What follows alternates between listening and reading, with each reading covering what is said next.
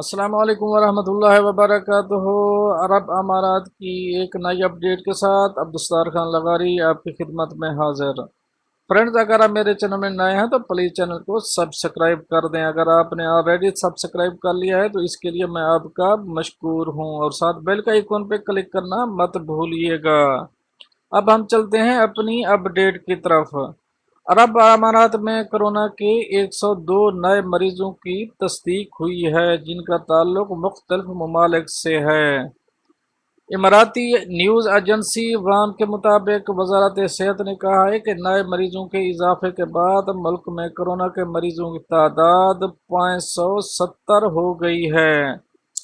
वजारत ने कहा है कि कोरोना के बायस एक खातून मरीजा चल बसी हैं। ये इमारात में मुकीम 47 साल अरब खातून थी, जिसे मुख्तलिफ तिब्बी मसाइल भी थे। वजारत ने कहा है कि कोरोना के 3 मरीज ऐसे हैं जो शिफा याब हो गए हैं और इन्हें करंतना से फारिग कर दिया गया है। इनमें से फिलिपाइनी और 2 इंडियन तारके वतन शामिल हैं।